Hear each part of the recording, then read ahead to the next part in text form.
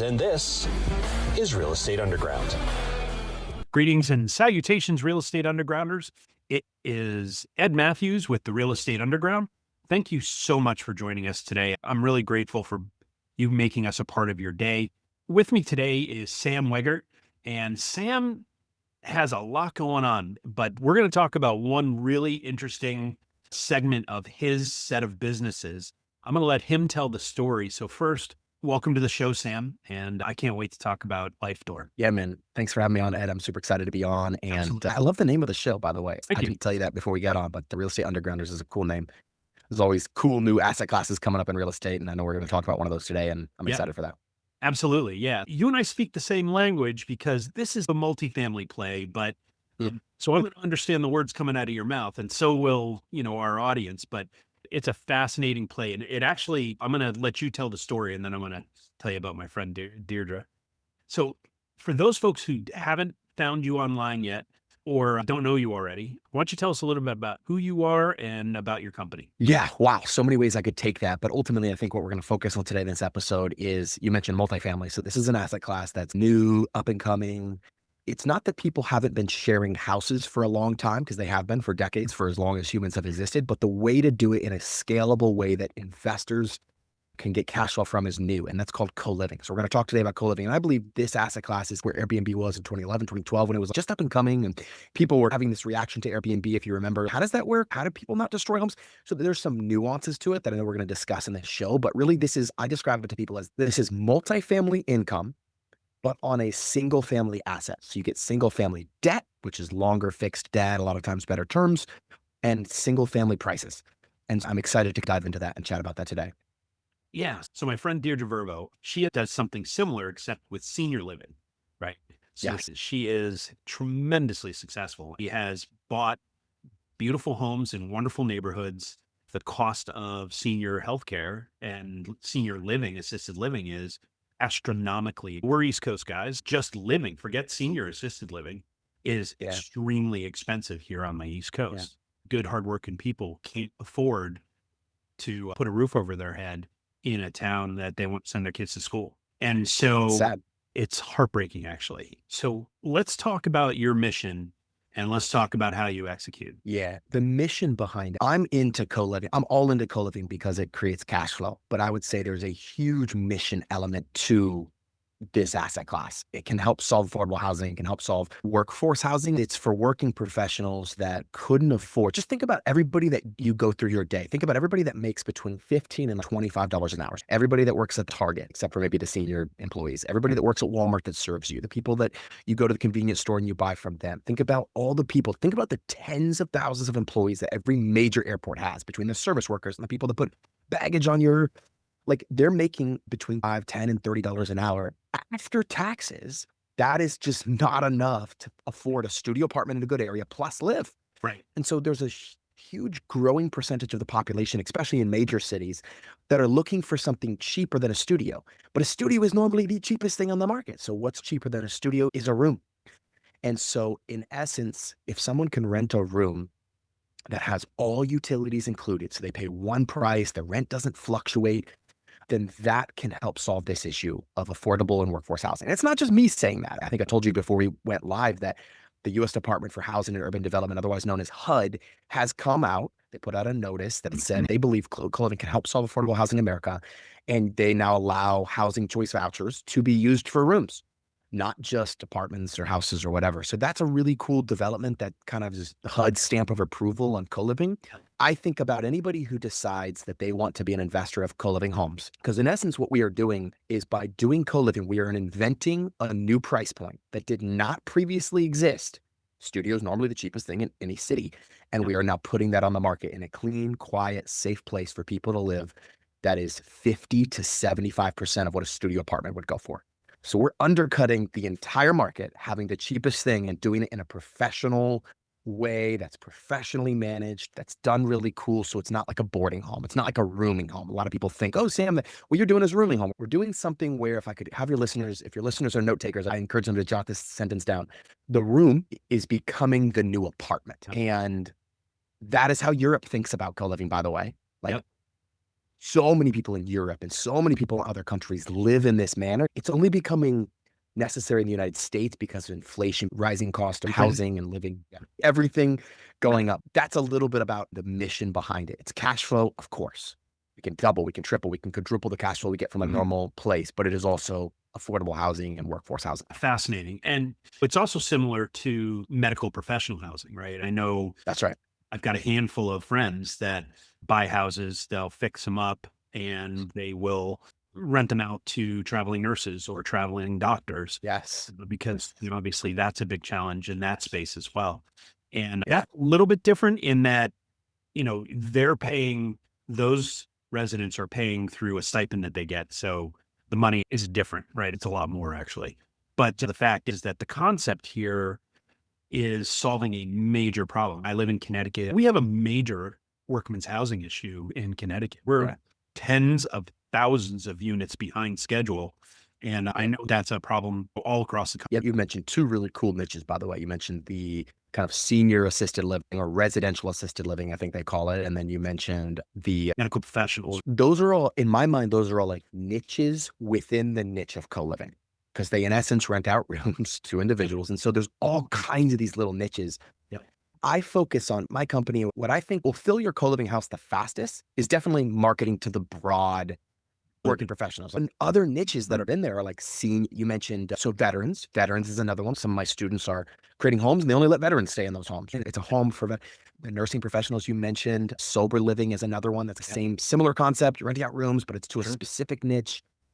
Seniors in general, not necessarily people that need assisted living, but just like 55 plus, we're seeing that take off because a lot of these people are on some sort of fixed income. Could have been an old pension or a social security. And they're like, the cost is going up. I don't mind making this sacrifice. I don't mind living with other people, but I want my own private room, my own private space. So we see a lot of that, like 55 plus happening. So those are all little niches within the overall co-living niche that can work. I'm just more focused on the broad category of anybody who fits into needing a cheaper place to live. Here's the kicker. And I'm going to validate this with you because it occurred to me before we hit the record button, something that I have done in the past. And I'm curious if it's applicable here. I flip houses as well, right? And the one kind of negative of flipping houses is taxes, right? You sell a house, you own it for 6 months, you sell it, and you got to pay capital gains because it's short-term and it's short-term capital gains. So ouch, it hurts. However, if you take that house and you rent it, and you hold it for a period of time, talk to your financial advisors. I'm not giving you advice here. You can then, when you go to sell that house 1 to 5, 10, 15 years from now, you can 1031 exchange that money out and put it into something else, a like kind of investment. I'm curious if you had any thoughts about that. Yeah, we do a lot of 1031 exchanges whenever I go to sell a house for sure, if that's what you're specifically asking about. I mean, the truth is, I haven't sold a lot of properties until about 2.5 years ago when I started selling off. My wife and I owned 12 Airbnbs in the Asheville area. And I saw the writing on the wall when it came to Airbnbs. I said, okay, if we hit inflation, that's going to mean people have less disposable income. So vacations are going to become, and I am grateful that I was kind of thinking ahead because I really did feel like I got ahead of the game. Like I sold a couple of our properties, like some big, nice properties at what I would consider like the peak. And I would not be able to get that today, even if I sold it a year later, 2 years later, because Asheville's just, the market's kind of steady. But yeah, all those properties, I would not pay taxes on the income by 1031 exchanging it into more co-living properties, which is what I'm all in on because I just truly believe the next 10 years is going to be one that's focused on affordable housing. I just don't see any way around the United States doesn't have to put a huge amount of focus. Would you agree with that? I know you're building some affordable housing too. I 100% agree with that. It is a monumentally large problem that very few people are talking about. And it is beyond critical because the fact is that in 2008, not only did that whole financial crisis wipe out a whole bunch of people who were homeowners, it also wiped out the general contractor class. And what I mean by that is it took out about 50%, just short of 50%, that's 50 folks, percent of the general contractors who were building new housing every year. And they never came back. So one of the major reasons we're behind is because all those GCs stopped building houses. And that's a huge part of why housing has continued to get more and more expensive, both rental properties and single family residential ownership type scenarios where we're just not building enough. So the supply way down and the demand hasn't changed. It's continuing to grow. People keep making babies. People keep graduating from college and don't want to live with mom and dad. And people keep immigrating into this country. None of it's stopping. It's all continuing. In fact, it's all growing. That means there are not enough roofs for the heads of all the people walking around in this country. Hats off to you. You are solving a major problem. And yet what every city is trying to do right now is increase density in the city. A great example of this is Charlotte. Charlotte just came out with and said you could build a duplex, triplex, quadplex on any previously single family lot in the city of Charlotte, minus like certain zones that they X'd out. But what they're trying to do is increase density. They also slashed parking requirements for a bunch of multifamily. Charlotte and all major cities are like, okay, we've got to build more density here. We've got to somehow bring the cost per unit down as well. So that's what they're trying to do. What we do as co-living investors, we go into a single family home, we increase density. Right? We make it from this could serve one family, now can serve 4, 5, 6, 7, 8, 9. 8 people can share this home. And we're doing that without any cost to the government, without any subsidies. And we're providing a cheaper option in a nicer area, increasing density. So it is really this win-win. So politicians definitely are getting on board with this because they're realizing like, wait a second, this solves an issue in my city or state, no subsidies, and no government money to build this stuff. How is that not a win? Great example of this is the governor of Colorado.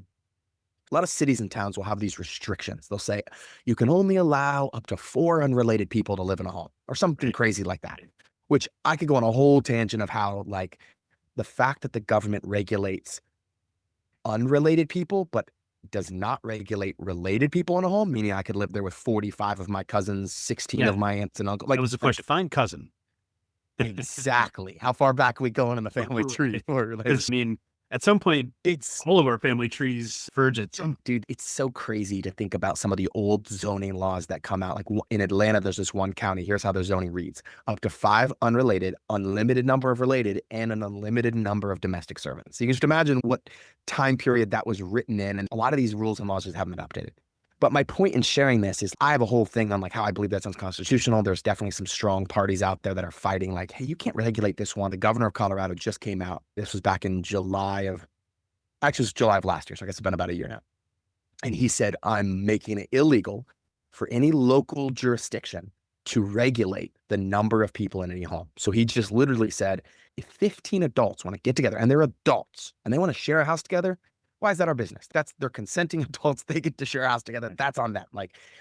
And so that was a huge win. And you're seeing states like this, like Oregon did something similar. Washington did something similar where they're just like, hey, we get it. Co-living can help. We're removing any barriers. Now we have to get a little more creative in some of these cities. We have to have certain legal agreements and membership agreements instead of leases and all these different things. But we're seeing kind of the gates open as politicians start to understand what we're trying to do.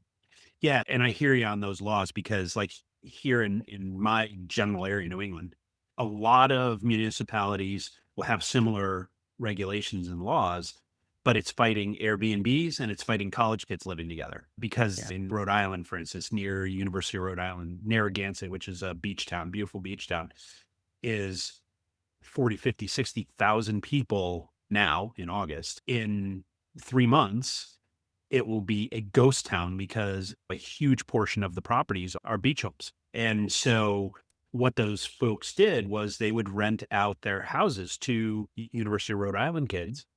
And so the kids would come in and do something similar, a co-living situation where they're living in a 6-bedroom house and none of them are related. And so the problem was then the neighbors that did remain didn't like the fact that they were living next to a college kid house and for obvious reasons. And so that's why towns like Massachusetts, Connecticut, Rhode Island have passed similar laws to what you're talking about. I agree with you.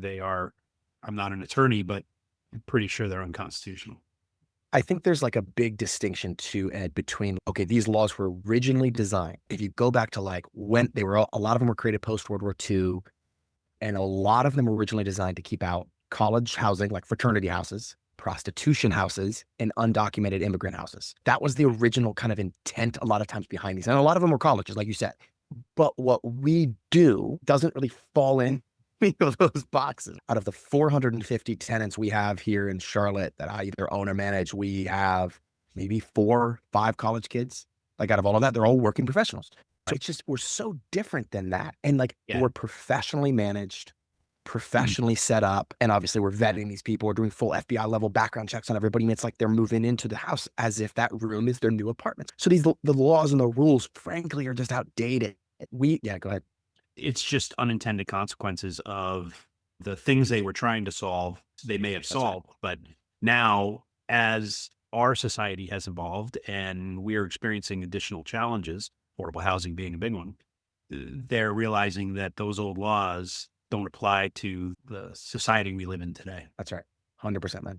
100%. Yep. I would say too, like something for your listeners they might be interested in is it's not hard to find these homes. I think what's great about this asset class right now is what you're really looking for is you're looking for a larger home. You're looking for a home that's two things. One, large. We look at nothing less than 2,000 square feet. But if it's 2,500 or 3,000 square feet, that's like even better because I can get more bedrooms out of that. I'm looking for a home that's large. And I'm also looking for a home, and I'm going to use a term here, we call it's boxy, meaning it's not that open concept floor plan that everybody still desires today. Yeah. So we're looking for one that with a lot of walls and maybe built in the 80s or the 90s or early 2000s, where this boxy, the living room was separate, the dining room was separate, the kitchen was a separate room, because that makes it easier for us to convert those rooms to extra bedrooms. Yeah. And so what's great about this model is that those homes don't fly off the shelves anywhere. People see them as a little not desirable. We get to take homes that are older, larger, and maybe not super desirable, and we get to turn them into something. I can't tell you how many co-living homes I've bought that have been on the market for 100 days, 120 days, 150 days, couldn't move. And then I come in and I look at it. I'm like, oh, actually, it's perfect for co-living because look, it's got all these little rooms and it's broken up really weird. Terrible for a single family, but perfect for co-living. And that's the homes we get to snag off the market, which is really great. Which is awesome. Less competition when you're acquiring is a beautiful thing. Yeah, exactly. That's the other thing. Like as the investor, I get a cheaper deal because I get to buy an undesirable product and I get to give my low ball off. Exactly. Right on. How do you approach a deal? You find a 2,000 square foot ranch, right? That's all boxed up, no great room. It's a kitchen, living room, dining room, the usual setup. How do you approach that project? What are you doing to make this a co-living property? It's really a simple process. I'll outline it from a very high level view. First, we're looking for a few things in the home. I've already mentioned some of those. Is it boxy? Does it have a lot, like the more bathrooms it has, the better? Because I always want to keep a 3-to-1 bedroom to bathroom ratio, meaning I never have more than 3 people sharing one bathroom. Perfect world, 2 people sharing one bathroom. One person only having everybody having a private bath would be perfect, but obviously that's adding a lot of bathrooms. So you've got those things I look for. I'm also going to look for non-HOA. I'm going to look for kind of a B- or B+ a neighborhood, something that kind of fits blue collar neighborhood where people aren't going to be super pissed off if there's an extra car in the parking lot or someone's parking on the street. That's the other thing I look for is, does this home have enough parking to support the number of people that I'm having? If it doesn't, then obviously I'm going to move on to a different home. Sure. Something built in the 80s or the 90s, something after built after the 1970s. So I have the updated electrical and plumbing that the codes updated around those years. And so I'm looking for those things. And then when we go in, we just basically say, and 2,000 square foot or bigger. And then from that point, it's simple. If it checks all those boxes, we buy it. And then we just convert every square inch of the space, except for the kitchen and one small common area, to a bedroom. So you might say, well, are you serious? What about the dining room? Yep, that becomes a bedroom. What about the living room? Becomes a bedroom. What if there's a second living room downstairs? What if there's a full basement? Cool, I'm taking that 3 or 4 rooms. The way I think about it is if we're in an affordability housing crisis, and tonight in America, by the way, there are 600,000 people. Think of how many stadiums 600,000 people would fill up. That's how many homeless people will be in America tonight. And so if we have a crisis to that level, you better bet I'm using an unused space for a bedroom because we need it. And so there's a huge demand, huge need. But I am going to leave the kitchen, obviously, because that's a shared area. And I'm going to leave a common area because that's a shared area as well, where people can eat. I'll put some desks in there for people to do co-working in there. That'll be a cool kind of community space. Every square inch, though, becomes either a bedroom or a bathroom. What about a garage, Sam? Yeah, we always convert garages either into 2 bedrooms, or we're going to convert it into the common space so that I can use more space in the house that's already obviously better heated and cooled for rooms. So that's in essence what I do. Now, a lot of times, if I have a 2,500 or 3,000 square feet, that means I can get 9 or 10 rooms out of it. And to some people, that might sound crazy. Like 10 people, how do they not kill each other? There's a lot of nuances on the management side of things that we have to keep this thing clean. Got to keep it quiet. You have to keep it safe. But that's a general overview of how we make this happen. Okay. So you mentioned management because that was actually one of the questions I was going to ask. Yeah. How do you smash 6, 8, 10 people who don't know each other into the same house where they're sharing a common area. How do you manage that? I would say the answer to that question is the number one reason everybody first sees co-living for the cash flows. Whoa, I can make $1,000, $2,000 net on a single family house that would normally negative cash flow. Oh my gosh, that's amazing. So for example, one of my 8-bedroom homes recently, when I did the 1007 on it, the rent appraisal, they said, hey, it'll probably rent for $2,200. We ended up renting out for $8,500. And it's just, that was a 10-bedroom house. So it was like, normally it was $2,200. So we're, gross. Now, granted, we pay utilities, we have different management costs, more maintenance. There's definitely more to put into there. But just that is insane. That's what people see on the front end. But let me pull back the curtain and show you the back end. The back end it's hard. It's hard to manage these things. There is a lot of systems. I've been doing this for a decade and a half, believe it or not. There's a lot of little tweaks and systems and things that have to be in place. And I'll share some of those. Like right now, there's 3 things you have to do to manage a co-living property with 8 or 9 or 10 people in it successfully. 1, it has to be clean. And if it's not consistently clean, people won't want to stay there. So what does that mean? That means that people have to contribute to the cleaning. It means you have to have cameras in the common area to ensure people do their dishes after they put them in. There has to be some accountability around that. There have to be some fines if they don't do it. And there's professional cleaners that come in twice a month to clean the common areas. So there's some little systems and rules and things they have to sign off on that just make this asset class nuanced. Everybody would be doing it if it was super easy, but there's some codes you have to crack. So that's clean. Quiet is the next thing. You have to have some quiet hours. People have to go to headphones after a certain hour in the night. Otherwise, people who work first shift or second shift are just going to go crazy. So you have to have certain noise restrictions, similar to like an Airbnb, we might have quiet hours after 10 or something. Like you have to have that.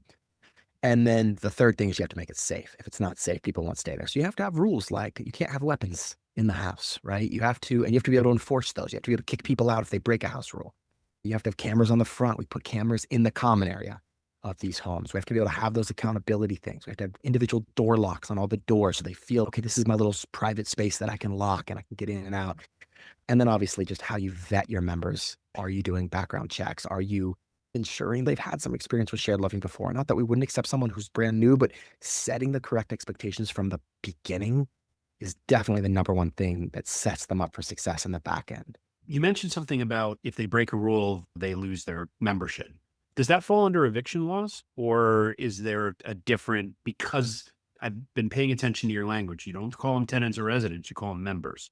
So walk me through the nuance, that fine line you're dancing. Yeah, there is a fine line, and I'll just pull back the curtain. I don't mind being totally transparent. Thank you. I used to use leases, and I now exclusively use something called a membership agreement. It's similar to like you join a fraternity club and you have a membership with them, or you join a country club and you have a membership with them and you pay dues. That's basically how this works. And so what that allows me to do is if you set it up correctly, you are able to step outside of normal tenant-landlord relationship. Now, I'm not a lawyer. I'm not giving your listeners legal advice. This is sharing what we do. That does allow you to use private security to kick someone out if they don't exit when you terminate their membership. So you can do that. Now, here's what we found. We're a little bit at scale. Now, my community, my wife and I own 250 or so, and then we manage a few other hundred. So we're not talking multifamily guys, thousands and thousands of units, but we're growing. And so at that level of scale, though, depending on the state, we found it you can also go through the normal eviction process. So in North Carolina, 95% of the time, we're going to go through the normal eviction process. There might be some situations where we forcibly remove someone from the room, and we have the ability to do that with the legal agreements. In North Carolina, it's not hard. It's actually a very easy process. We're a very landlord-friendly state. So we just, okay, it's fine. It costs a couple $100. It's not thousands, it's hundreds. So, okay, we're going to just go through that. You do have the ability to do that. That's why we call them members. We have this membership agreement. The membership agreement also helps us in some of these jurisdictions that have these restrictions.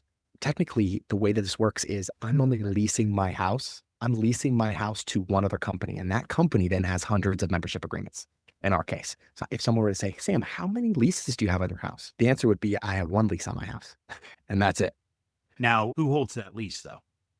Another company that I also own, and that company is a membership company, and it's the one leasing the house on behalf of all these members. Got it. So there's a few documents that are needed to set this up, and we pay lawyers lots of money to get creative in this space, but that's what's great about America, man. That's literally how new stuff is formed in America all the time, is lawyers get together and go, what if we did this way and this way? And we still follow the raw law, but we're creative. Yeah. And let's all keep in mind, you're solving a major problem for folks that are in a whole lot of trouble if you don't exist, right? That's right. That's exactly right, man. You get it. Okay. So talk to me about how do you take outside investors, or is this done in-house, or how does that work? Syndicate, joint ventures? Yeah, I've seen it done lots of ways, and I can speak to all those ways because I coach on all those ways. But if someone asks me, hey, Sam, what do you do? I tell them I'm all in on co-living, and I build, I teach, and I manage. So we are in the process of developing our first 2 co-living buildings that are duplexes that are built for this model. So a lot of bedrooms, a lot of bathrooms. We manage, meaning we have a management company, but unfortunately right now I only manage for my students just because the management is so heavy. And then I teach. I run the largest masterminding course that teaches people to get into this in a way where they don't lose a ton of money and they know the nuances going into it and they do it profitably from the very beginning. There's a recipe to follow. So that's what I do. And then, of course, my wife and I buy these all the time. I don't take outside investors right now. I'm not doing any sort of syndications. We've just used our own capital. And my wife was my biggest investor when she first got in. She watched me do it for a few years and then said, I got some money. Let's buy some more property. So we just always kept it a little bit in-house that way. Okay. But I have some students that are doing some syndications. I have some students that are raising capital. I've seen people do it every single way right now. But I don't know. What's great about this model, maybe as a little comparison to multifamily, is you can actually keep this in-house, meaning Sure can. a single family home, you can get a 10% down vacation loan. You can move into it and hack it for a minute and do house hacking and put only 5% down. I mean, this is great for people who I don't want to have to take investors. I can keep this in and that can go up in value. That's how we've done it. And I like it for that reason. It's a lower barrier to entry than, say, buying a multifamily deal. Absolutely. It's interesting because I'm thinking, like, you're talking about some of the loan products that are out there. I'm thinking VA loans, right? Where I think 3% down payment, you can live there, you can convert that house into a co-living house and then move out and do another VA loan for your next property. And that's a nice way to put a roof over your head and grow your own portfolio as you go along. It gets even better than that. You come and hack other people's loans. So here's how some of my students have done it, and I've been so impressed with them. You can go to someone and say, hey, you have a job and you can get a primary residence loan, which is 3% down, or a VA loan sometimes is 0% down. You can go to, and you can say, look, I'll give you free rent in a home for a year, but I'd like to use that loan.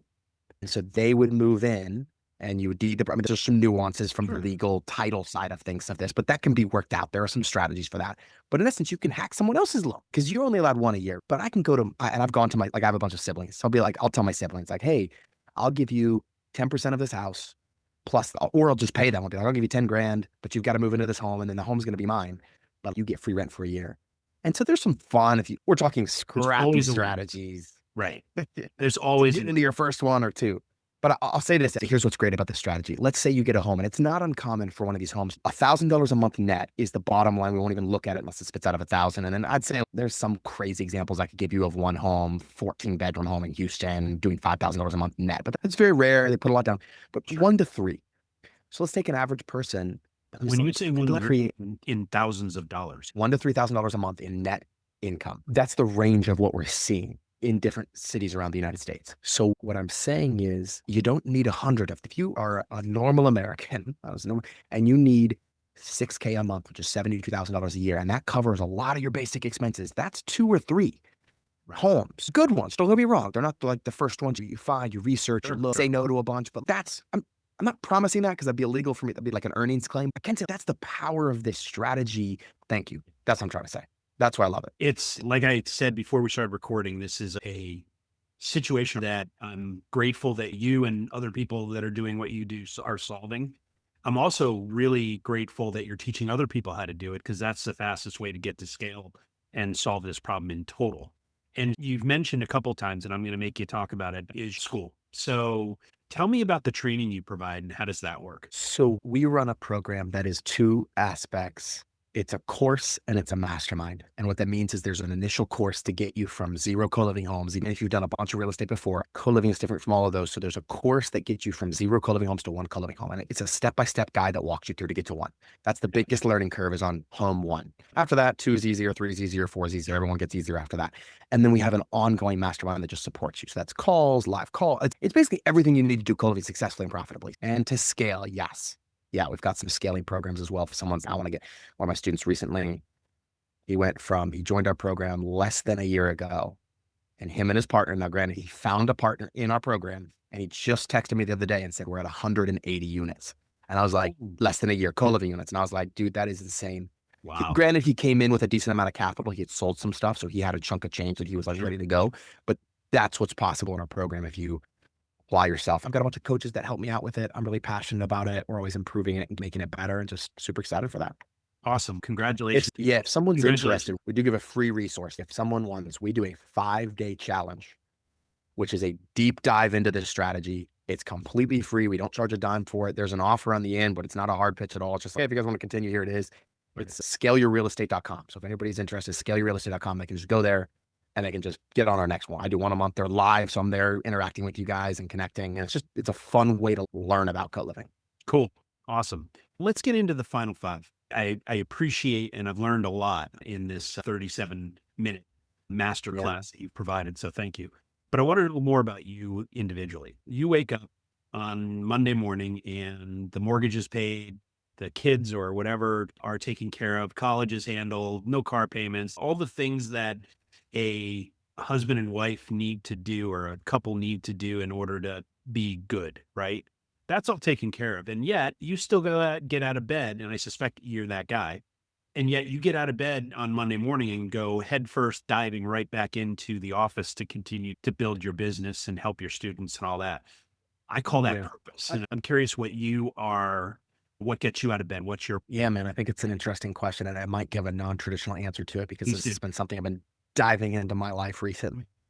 I've been in a season of life where I've been asking myself that same question on like, what is my purpose? Why am I here? What do I really want to do? I started working when I was 13 years old. I started working 60, 70 hour weeks when I was 13 years old. So I'm in a place where, and I'm 34 now. So from 13 to 34, I've been going ham, crazy. Didn't go to college, hard work. And so I'm in this place where I'm kind of waking up and sticking my head above the clouds and being like, wait, there's a whole new world out here. But I would say what's driven me in the past, and I'm just gonna be really honest, is necessity. And I think there's some value to what I'm going to say for people who are listening, because I don't think I'd be here today if there weren't a lot of other people that relied on me. For example, I would love to quit right now. Like I'd literally love to turn it in. I can tell you, I fantasized about it for the last 2 years. I told my wife I just want to go to Mexico, this little town of Mexico, Missouri, that I love, and I want to go.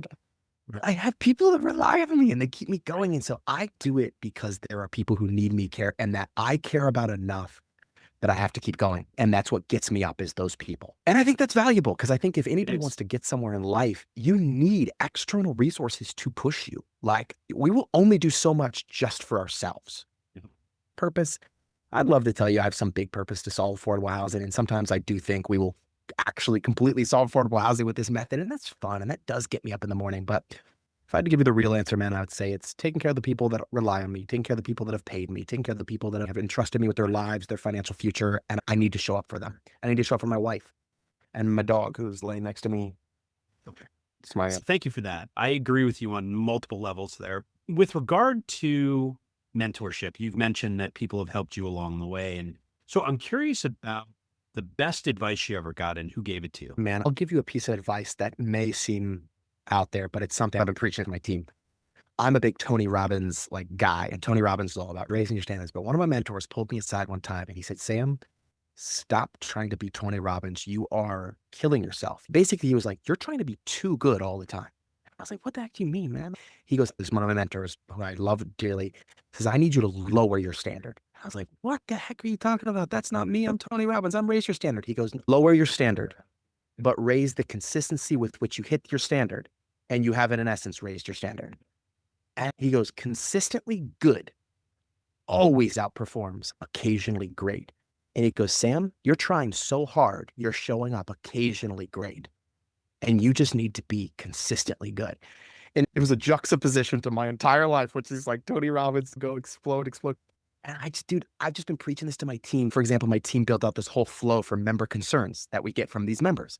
And I was like, guys, ain't nobody gonna do it. It's too big, it's too beefy, it's too this. I said, we need them to watch one video, not 20 videos. And they're like, oh, that's too little. I'm like, but if we made one video mandatory, at least exactly. So we lower the standard, we raise the consistency with which we hit the standard, and we've in essence raised our standard. And that's frankly what I'm trying to do in my life, because I'm the type of guy that wants to make everything perfect, everything amazing, everything great. It's like, you can't do it. It's not possible. It's not human. I don't know if that helps somebody, but hopefully that helps one person that was listening. It actually helped me. So let me ask you, this is going to dovetail into what you were just talking about, I suspect. What is a mistake or a decision you'd love to have back? What did you do about it? That's a good question. So many mistakes I could talk about. My list is very long. I'll give two because one's very relevant. One's like a bigger picture. I know this may sound so silly, but I'm a guy who moves forward. I like to move forward fast. So sometimes when these wholesalers come to me with deals, I'll buy homes sight unseen. And I've done that a lot in my career, actually, but I will never buy another house sight unseen just because there is a difference between Google Earth and Google Maps and the video that the guy sends me and seeing it in person. So I just bought a house recently and I was just like, why did I buy this house? I already paid cash for the entire house as a wholesale deal. So I was like, ah. And then I was about to buy a second house sight unseen because I just trusted my team. And I was like, I'm going to just quickly zip out there and see it. I immediately canceled the contract. I was like, this house, it's different. That's like a quick little lesson that I think even for experienced investors is important. And then a second lesson I would say mistake is there's a great book that I recommend everybody read. It's called Who Moved My Cheese? Yep. And it is a book about when markets change, people hold on to what they know and they need to update. And so for me, I was in the martial arts industry. I built a chain of martial arts schools for 15 years. I wish I had not stayed in it so long. I hung on to it because it was certain. And it literally took an act of God. Like, dude, my brother, who was like my right-hand guy in that business, literally had to go to jail because of drugs and all this crazy stuff that happened. And a friend had to literally come down and be like, you must sell this business for me to then transition to full-time real estate. And I just feel like I held on to it about 5 years too long. Yeah. And in life, things move. Asset classes change. What was good 2 years ago is not good. There are just things that adjust. And I wish people would be like, okay, I'm moving on to the next thing. And sometimes that's just what has to happen. And so if anybody struggles with that, Who Moved My Cheese? A great book to be like, the cheese has moved. Rewards and the spoils are not where they used to be. Right. We got to move on to something else. Right on. And so you mentioned a book, so let's talk about that. How do you sharpen the saw, so to speak? What are you reading these days? Or if you don't read, how do you take in information and who are you paying attention to these days? Tony Robbins for sure. And just in terms of resources and books, I just recently read a book called $100 Million Leads. I haven't finished it yet, but $100 Million Offers. Those are two great ones. Hey, just come out with a new one gold. too. Yeah, I saw that. I haven't read his new one. Who else am I paying attention to? I'm always in a mastermind. I'm always in a group. I pay attention to Pace Morby's group and kind of what he's doing with the sub-2 community. I'm always looking at those things. I went through a season of my life where I listened to every single person that I possibly could. And I'm in a little bit of a season right now. And I still believe that, but I've nixed some. I told you before, I quit a mastermind I'd been in for 14 years. Not because I thought it was bad, but because I just needed to hear my own voice. I needed to hear like what Sam wanted and thinks. This season of my life right now is actually less about reading. I'm journaling for an hour to 2 hours a day. Journaling about my relationship. And if you've never journaled to ChatGPT, you should.